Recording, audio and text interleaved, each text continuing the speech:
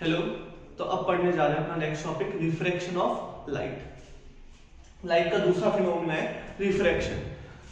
हमने एक phenomena discuss कर चुके हैं, दो फिनोमेना होते हैं। फर्स्ट फिनोमेना जो अपन पढ़ चुके हैं वो होता है रिफ्लेक्शन, तो दूसरा फिनोमेना जो आज अभी पढ़ेंगे अपन वो है रिफ्रैक्शन। रिफ्लेक्शन क्या होता है?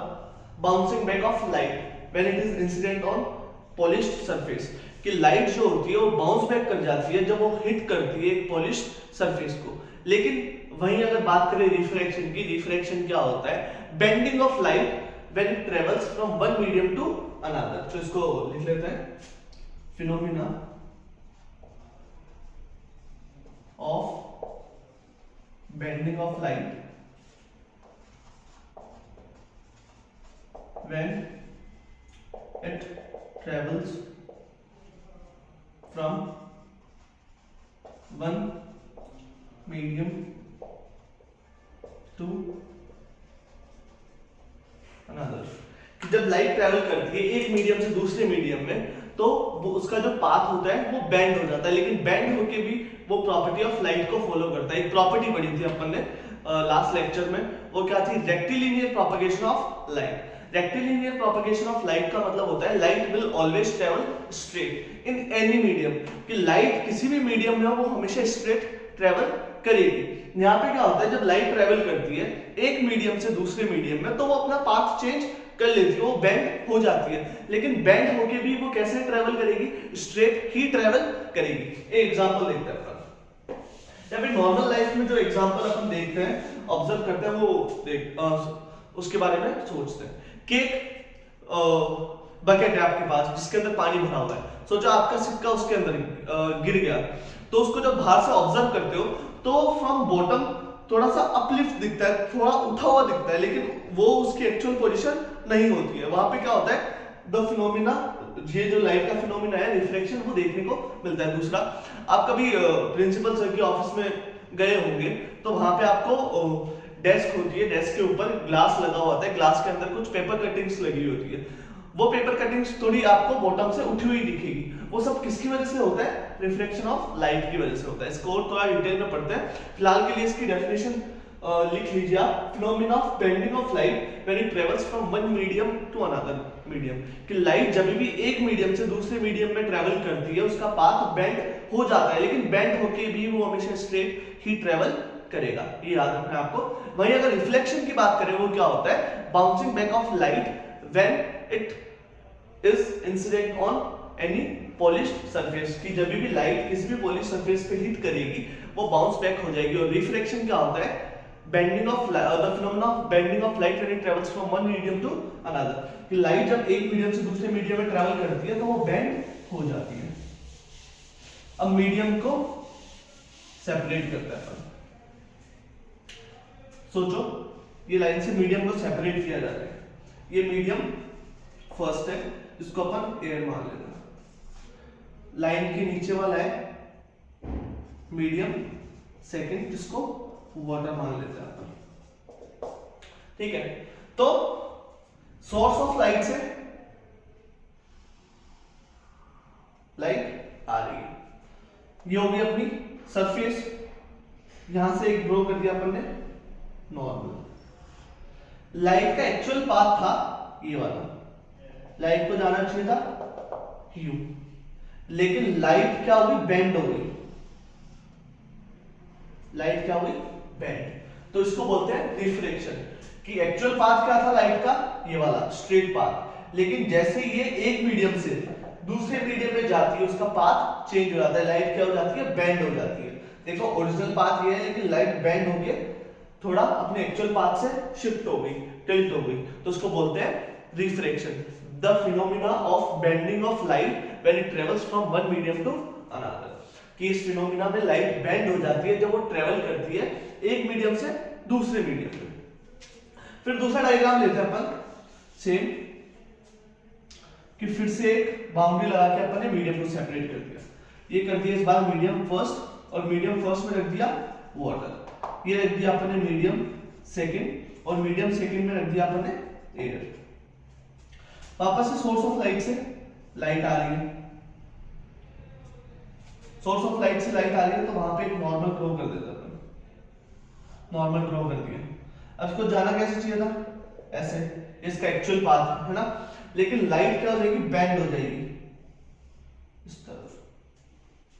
तो आप बोलोगे सर लाइट एक बार तो ये एक्चुअल पाथ से नॉर्मल की तरफ मुड़ रही है, एक बार एक्चुअल पाथ से अवे फ्रॉम द नॉर्मल जा रही है, ऐसा क्यों हो रहा है? हमें कैसे पता लगेगा कि लाइट एक्चुअल पाथ से टुवर्ड्स द नॉर्मल मूव करेगी या फिर एक्चुअल पाथ से away from the normal move करेगी? इसका क्या क्राइटेरिया है? तो हमेशा याद रखना, व्हेन लाइट ट्रेवल्स फ्रॉम, इसको बता देता हूं, when light travels from rarer medium to denser medium, कि लाइट जब भी रेयरर मीडियम से डेंसर मीडियम में जाती है तो वो किधर मूव करती है, towards the normal, towards the normal. दूसरा, लाइट जब ट्रेवल करती है डेंसर मीडियम से रेयरर मीडियम में, तो वो कहां मूव करेगी, अवे फ्रॉम द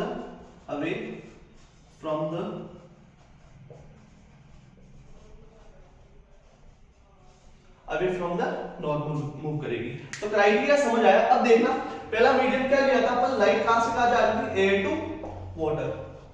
अब बताओ इन दोनों में से ज्यादा डेंसिटी किसकी होती है, एयर की होती है या वाटर की? पक्का वाटर की डेंसिटी ज्यादा होती है। तो लाइट कहां से जा रही थी, रे ऑफ लाइट कहां से जा रही थी, rarer medium to denser medium. ये हो गया अपना रेयरर मीडियम, ये हो गया डेंसर मीडियम, क्योंकि ये वाला एयर माना था अपन ने, ये वाला वाटर कंसीडर किया था। तो लाइट जा रही थी air rarer medium to denser medium, तो रेयरर मीडियम से डेंसर मीडियम में एंटर करी इस पॉइंट पे, तो ये तो हो गया इसका एक्चुअल पाथ। तो टुवर्ड्स द नॉर्मल की तरफ बेंड हो गई लाइट, ठीक है।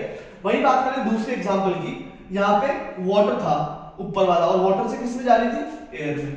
वाटर से किस में जा रही है लाइट, रे ऑफ लाइट एयर के अंदर, तो कहां जा रही है, डेंसर टू रेयरर मीडियम में, डेंसर टू रेयरर मीडियम। और डेंसर टू रेयरर जाती है तो आपको पता है किधर मूव करेगी, अवे फ्रॉम द नॉर्मल। तो ये इसका एक्चुअल पाथ था, ये नॉर्मल थी, तो एक्चुअल पाथ से अवे फ्रॉम द नॉर्मल। समझ आ गया होगा आपको कि लाइट जब भी एक मीडियम से दूसरे मीडियम में जाती है तो उसका पाथ में चेंज आएगा, रे ऑफ लाइट बेंड होगी, लेकिन बेंड होके भी वो स्ट्रेट ट्रेवल करेगी। First point. दूसरा कि जब भी लाइट, बेंडिंग तो समझ गया, कि जब भी लाइट रेयरर मीडियम से डेंसर मीडियम की तरफ जाएगी जिसकी डेंसिटी ज्यादा हो। अब आपको पता है एयर की नंबर ऑफ पार्टिकल्स क्या होता है, स्टेट ऑफ मैटर क्या है गैसियस फॉर्म में, तो गैसियस फॉर्म की डेंसिटी हमेशा लिक्विड फॉर्म से तो कम ही होती है। वाटर क्या है अपना लिक्विड फॉर्म में, तो कौन सा वाला हल्का हुआ, एयर हल्का हो गया, एयर रेयरर मीडियम हो गया, और जो वाटर था वो डेंसर मीडियम हो गया। तो लाइट, रे ऑफ लाइट कहां से कहां ट्रेवल कर रही है, from rarer medium to denser medium. किधर बेंड होगी, टुवर्ड्स द नॉर्मल, टुवर्ड्स अपने एक्चुअल पाथ से नॉर्मल की तरफ। ये देखो एक्चुअल पाथ है और इधर से इधर की तरफ मूव कर रही है। आई बात समझ? और यहाँ पे क्या हो रहा है, फ्रॉम जब डेंसर टू रेयरर में जाएगी तो ये एक्चुअल पाथ और एक्चुअल पाथ से away from the normal move कर रही है। समझ आया? ठीक है, तो आगे इसको और डिटेल में डिस्कस करते हैं।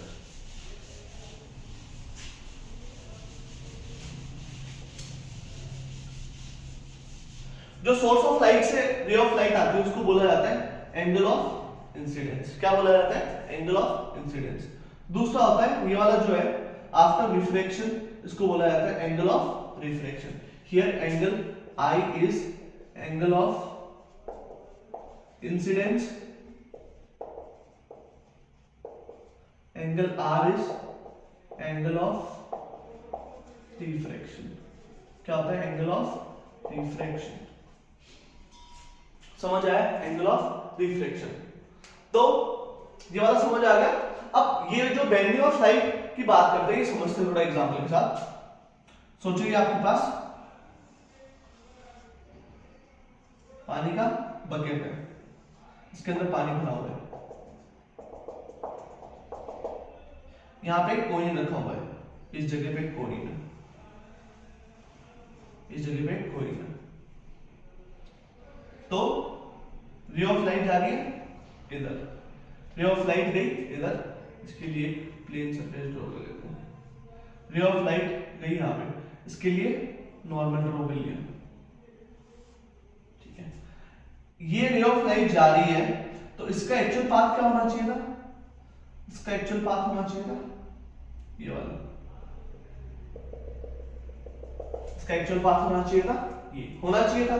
लेकिन रे ऑफ लाइट किधर से किधर ट्रेवल कर रही है, अभी देखो पानी में से वाटर टू कहां जा रही है, वाटर टू एयर जा रही है, मतलब डेंसर टू रेयरर मीडियम में जा रही है। और जब डेंसर टू रेयरर में जाती है तो कैसे मूव करती है, away from the normal, away from the normal, away from the normal. तो एक्चुअल पाथ से ये हो गई नॉर्मल रे, ये वाला हो गया एक्चुअल पाथ, और ये लाइट बेंड कर जाएगी इधर, लाइट बेंड कर जाएगी इधर। तो इसके हिसाब से अपनी आई पीस तो यहाँ पे है, अपनी आई पीस किसको फॉलो करेगी, इस वाली रे को। तो इस वाली रे के हिसाब से कॉइन की पोजीशन अपन को कहां दिखेगा, यहाँ पे। लेकिन एक्चुअल में कॉइन की पोजीशन है कौन सी, ये वाली दिखेगा कहां पर, और कहां पे अपन को, यहाँ पे। तो ये है एक एग्जांपल। दूसरा इसी को थोड़ा अच्छी तरीके से डिस्कस कर लेते हैं। एक पानी की बकेट है अपने पास, उसके अंदर अपन ने कॉइन रखा हुआ है, कॉइन से रे ऑफ लाइट पास हो रही है, ये जो है वाटर के अंदर रखा हुआ है, तो डेंसर मीडियम से रेयर मीडियम के अंदर लाइट, रे ऑफ लाइट ट्रेवल कर रही है। तो यहाँ पे एक नॉर्मल ड्रॉ कर लिया, तो इसका एक्चुअल पाथ को ड्रॉ कर लिया। लेकिन अब लाइट, रे ऑफ लाइट कहां से कहां ट्रेवल कर रही है, denser medium to rare medium, ठीक है। डेंसर मीडियम से रेयर मीडियम में जाती है तो किधर मूव करेगी वो, अवे फ्रॉम द नॉर्मल। तो यहाँ पे बेंड हो गई, ये वाली हो गई अपनी रिफ्लेक्टेड रे, ये वाली हो गई अपनी रिफ्लेक्टेड, ये वाली रे हो गई अपनी रिफ्लेक्टेड रे। यहाँ पे लगा दी आई पीस, यहाँ से अपन देख रहे हैं। तो अपन किसको देखेंगे, फॉलो करेंगे, जो अपने पास रे आ रही है वो बेंड हो गई, तो अपन तो इसको फॉलो करेंगे। इसके हिसाब से अपन को जो कॉइन है वो यहाँ दिखेगा, लेकिन एक्चुअल में कॉइन है कहाँ पे, इस जगह पे। समझ आया आपको, ये किसका फिनोमिना है, रिफ्लेक्शन की। ऐसा किसकी वजह से होता है, रिफ्लेक्शन की वजह से। तो लाइट के दो फिनोमिना पढ़ेंगे इस चैप्टर में। फर्स्ट है रिफ्लेक्शन, जो कि पढ़ चुके हैं, bouncing back of light when it hits और incident on highly polished surface. किसी भी पॉलिश सरफेस पे जब रे ऑफ लाइट इंसिडेंट होगी तो वो बाउंस बैक हो जाएगी। दूसरा क्या था, reflection, the phenomena of bending of light when it travels from one medium to another medium, कि जब लाइट ट्रैवल करती है एक मीडियम से दूसरे मीडियम में तो वो बेंड हो जाती है, उसका पाथ चेंज हो जाता है, उसको बोलते हैं रिफ्लेक्शन। एग्जांपल आपको समझ आ गया होगा यहाँ पे, ठीक है, इसको बता देता हूँ।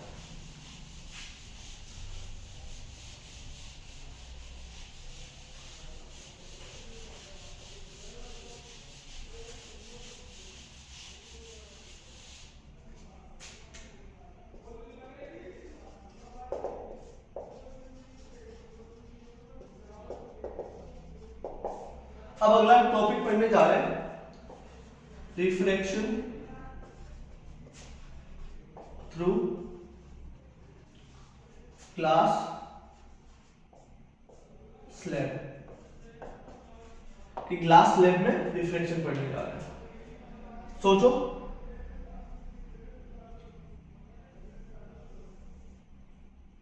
ये अपने पास ग्लास स्लैब, एक ग्लास की शीट, यहां से सोर्स ऑफ लाइट जा रही है, तो वो जाके इंसिडेंट होगी इस ग्लास स्लैब के ऊपर।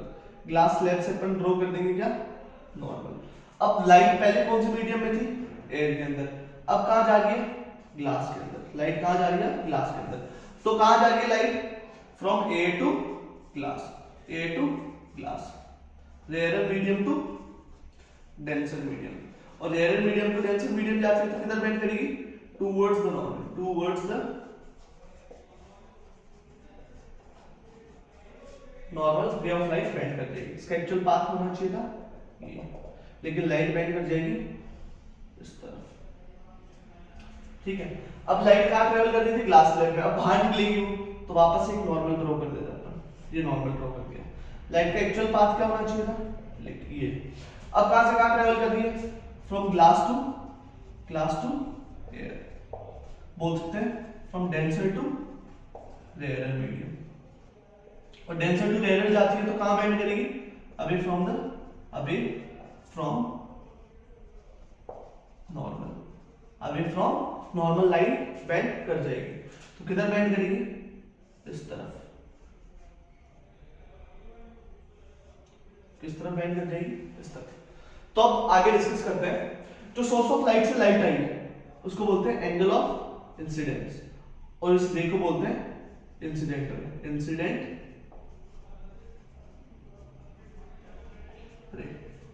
ग्लास स्लैब के अंदर जो लाइट बेंड हुई उसको बोलेंगे रिफ्रैक्टेड रे, रिफ्रैक्टेड रे। अब लाइट जा रही है ग्लास से एयर की तरफ, मतलब वापस से बाहर निकल रही है, तो इसको बोलेंगे इमर्जेंट रे, इमर्जेंट रे। अब आपको दिख रहा होगा कि जो इंसिडेंट रे थी और इमर्जेंट रे, तो यहां पे कुछ रिलेशन निकल के आता है। Incident ray and emergent ray, emergent ray are parallel to each other. ये दोनों क्या होती है, एक दूसरे के पैरेलल होती है। और angle of incidence will equal to angle of emergence. ये वाला एंगल हो गया एंगल ऑफ इंसिडेंस, ये वाला एंगल हो गया एंगल ऑफ रिफ्रैक्शन, और ये वाला एंगल हो गया एंगल ऑफ इमर्जेंस। तो कुछ रिलेशन निकल के आया, ये नोट डाउन कर लीजिएगा। Incident ray is parallel to emergent ray and angle of incidence equals to angle of emergence. ये समझ आ गया होगा आपको। लाइट पहले केस में ट्रेवल कर रही है फ्रॉम एयर टू ग्लास, ये रहा air to glass, rare medium to denser medium, towards the normal bend कर जाएगी, कर गई टुवर्ड्स द नॉर्मल। अब कहां जा रही है, फ्रॉम ग्लास टू वापस एयर के अंदर जा रही है। तो ग्लास टू एयर क्या होता है, denser medium to rare medium, तो लाइट टू पाथ किधर चेंज होगा, अवे फ्रॉम द नॉर्मल। और जब अवे फ्रॉम द नॉर्मल जाएगा, तो अवे फ्रॉम द नॉर्मल जा रहा है, इसमें से इस वाली रे को बोलेंगे इंसिडेंट रे, इस वाली रे को बोलेंगे रिफ्लेक्टेड रे, इस वाली रे को बोलेंगे इमर्जेंट रे। तो कुछ रिलेशन निकल के आता है यहां से, incident ray and emergent ray are parallel to each other. दूसरा वाला जो रिलेशन है वो है angle of incidence equals to angle of emergence. ठीक है, अब देखते हैं अपन लॉज ऑफ रिफ्रैक्शन, कि जैसे रिफ्लेक्शन के दो लॉज पढ़े थे अपन ने, अब पढ़ेंगे अपन रिफ्रैक्शन के laws, laws of refraction.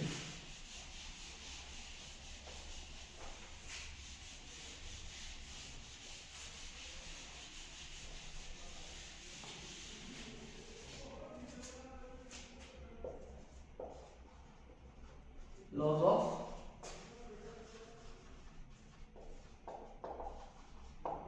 Refraction.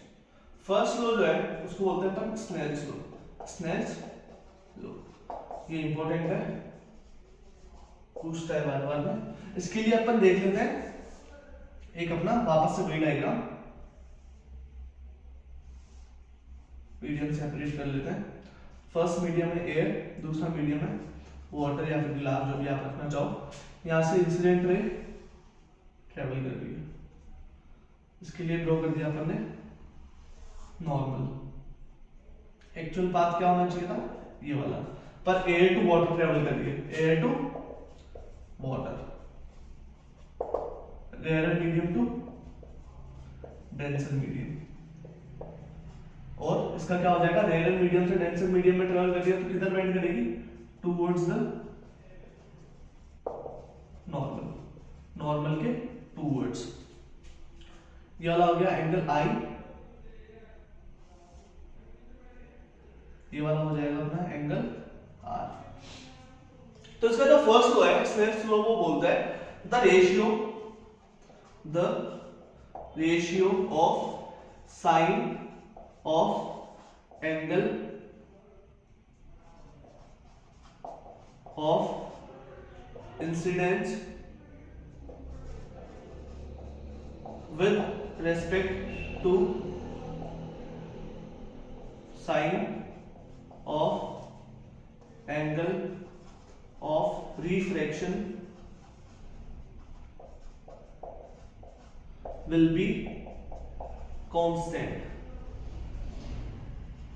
इसको लिखा जाएगा sine of angle I upon sine of angle R equals to constant. और दूसरा जो लो है, मतलब समझेंगे अब इसका दूसरा लो, आप नोट डाउन कर लीजिए पहले। Incident ray, normal ray and refracted ray will always lie on same plane. Incident ray, normal ray, reflected ray एक ही प्लेन पे लाई करेगी। ये अपना सेकंड लॉ, ये सेकंड लॉ। तो दो लॉ है, टू लॉज। फर्स्ट लॉ है Snell's law, the ratio of sine of angle I angle of sine of the ratio of sine of angle of incidence with respect to sine of, ये medium है actually में, है ना, sine of angle of refraction will be constant। इसको represent करेंगे u। अब इसका मतलब समझते हैं, इसको नोट डाउन कर लीजिएगा, ये वाली इक्वेशन को उठाते हैं फिर इसका मतलब समझते हैं।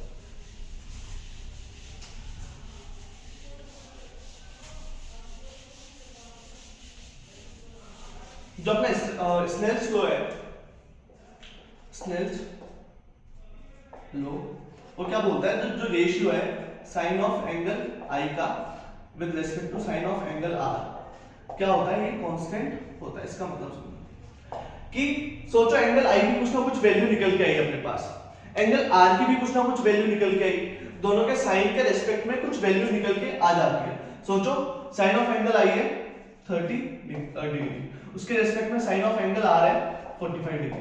तो आई को बढ़ाओगे तो एंगल आर भी बढ़ेगा, तो इनको डिवाइड करके जो आंसर आएगा sine of 30 degree upon sine 45 degree. ये एग्जांपल लेके चल रहे हैं, एज्यूम कर रहे हैं sine of angle I upon sine of angle R. सोचो कुछ वैल्यूज आई, यहां से एक आंसर निकल के आया अपने पास, कोई भी एक्स वैल्यू निकल के आ रही है। अब दूसरी वैल्यू है कि यहाँ पे एंगल ऑफ इंसिडेंस में कुछ चेंज कर दिया, तो आपको पता है अगर एंगल आई में चेंज करेंगे तो एंगल ऑफ रिफ्रैक्शन भी बदलेगा। फिर कुछ वैल्यू निकाल ली अपन ने, एंगल आई, सोचो आई की 3 वैल्यूज ले ली, एंगल आई 1, एंगल आई 2, एंगल आई 3, फिर angle R1, angle R2, angle R3। कि जब आई की वैल्यू चेंज करोगे तो आर की वैल्यू अपने आप चेंज होगी। सेकंड केस में भी आई की वैल्यू चेंज की, आर की वैल्यू चेंज होगी। थर्ड केस में भी आई की वैल्यू चेंज की तो आर की वैल्यू चेंज हुई। तो इनको डिवाइड किया अपन ने, जब sine of angle I1, sine of angle R1, ठीक है, first case equal to sine of angle I2, sine of angle R2 equals to sine of angle I3, sine of angle R3 equals to constant. हर बार क्या देखने को मिला अपन को कि जब भी अपन वैल्यूज चेंज आ रही है, एंगल बदल रहा है, लेकिन बदलने के बाद अगर रेशियो निकाल रहे हैं तो हर बार साइन ऑफ एंगल I1 किया with respect to sine of angle R1, इसकी जो वैल्यू है जो वो किसके बराबर होगी, sine of angle I2 with respect to sine of angle R2, और इन तीनों की वैल्यू क्या होगी, बराबर। कंडीशन क्या है, मीडियम सेम होना चाहिए कि जब तक ray of light air to water travel करती रहेगी, आई की वैल्यू कितनी भी चेंज कर दो, आर की वैल्यू चेंज होगी, और दोनों को डिवाइड करने पे जो फर्स्ट टाइम आंसर निकला था वही आंसर बार बार में आता रहेगा। सोचो यहाँ पे जो आंसर निकला, एज्यूम करवा लो यहाँ पे इन दोनों को डिवाइड करने पे आंसर निकला था 2, फिर कुछ इंसिडेंस की वैल्यू चेंज की तो एंगल आर की वैल्यू भी चेंज होगी, दोनों को डिवाइड करने में वापस आंसर कितना आएगा 2। फिर थर्ड केस में आई की वैल्यू फिर से चेंज कर दी, आई की वैल्यू चेंज करोगे तो एंगल आर की वैल्यू अपने आप चेंज हो जाएगी, फिर से जब दोनों को डिवाइड किया तब भी आंसर क्या देखने को मिला 2।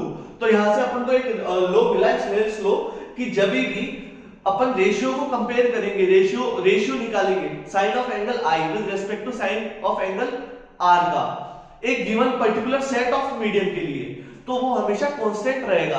अगर एक बार एयर जा रही है, रे ऑफ लाइट जा रही है फ्रॉम एयर टू वाटर, इसके लिए रिफ्लेक्टिव या फिर ये रेशियो निकाल लिया अपन ने, जब रे ऑफ लाइट ट्रेवल कर रही है एयर टू वाटर, इसके लिए ये वाला रेशियो एक बार निकाल लिया तो एंगल आई की वैल्यू कितना भी चेंज कर दो, आर की वैल्यू भी अपने आप चेंज हो जाएगी, और डिवाइड करने पे आंसर क्या निकलेगा, जो पहले निकला था। तो इस लॉ का मतलब समझ आया होगा, the ratio of sin of angle of incidence with respect to sin of angle of refraction will always remain constant। इन दोनों का जो रेशियो होगा वो हमेशा कांस्टेंट रहेगा।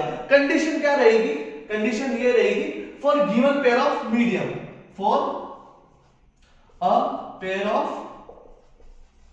मीडियम, कि मीडियम का पेयर सेम होना चाहिए। अगर लाइट ट्रेवल कर रही है एयर टू वाटर, जब तक ये एयर टू वाटर ट्रेवल करती रहेगी, एक बार रेशियो निकाल लिया, ठीक है, तो वो रेशियो हमेशा सेम रहेगा। और अगर ये सेट ही चेंज कर दिया, अब लाइट जा रही है एयर टू ग्लास, लाइट का सॉरी ये set of medium he change कर दिया, तो फिर इन दोनों का रेशियो भी बदल जाएगा। लेकिन जब तक एक सेट ऑफ मीडियम है कि लाइट ट्रेवल कर रही है air to water, air to water, air to water, ठीक है, तो एक बार जब अपन ने वैल्यू निकाल ली एंगल ऑफ इंसिडेंस और एंगल ऑफ रिफ्लेक्शन का रेशियो की, अब एंगल ऑफ आई को इंसिडेंस को कितना भी चेंज कर दो, उसके रेस्पेक्ट में एंगल ऑफ आर भी बदल जाएगा और दोनों का रेशियो क्या आएगा, जो पहले वाले टाइम पे अपना आंसर निकला था। तो इसका मतलब क्या हुआ, वो कांस्टेंट रह रहा है, हर केस में क्या रह रहा है, वो कांस्टेंट। वापस रिपीट कर देता हूं, स्नेल्स लॉ क्या होता है कि the ratio of sine of angle I with respect to sine of angle r will always remain constant for a given pair of medium। कि given pair of medium के लिए जो रेशियो रहेगा sine of angle I with respect to sine of angle r वो हमेशा constant रहेगा। कि मान लो अपनी रे ऑफ लाइट जा रही है एयर टू वाटर और एक बार उसके लिए अपन ने रेशियो निकाल लिया sine of angle I with respect to sine of angle r, एक बार निकाल लिया, वहां से जो भी आंसर आएगा, अब आई की वैल्यू कितना भी चेंज कर दो, आर की वैल्यू उसके रिस्पेक्ट में अपने आप चेंज होगी और उनका रेशियो निकालने पे जो फर्स्ट टाइम पे अपना आंसर आया था वही आंसर आएगा। इसको बोलते हैं स्नेल्स लॉ। अपना सेकंड लॉ क्या था, incidence ray, normal ray, reflected ray lies on a same plane.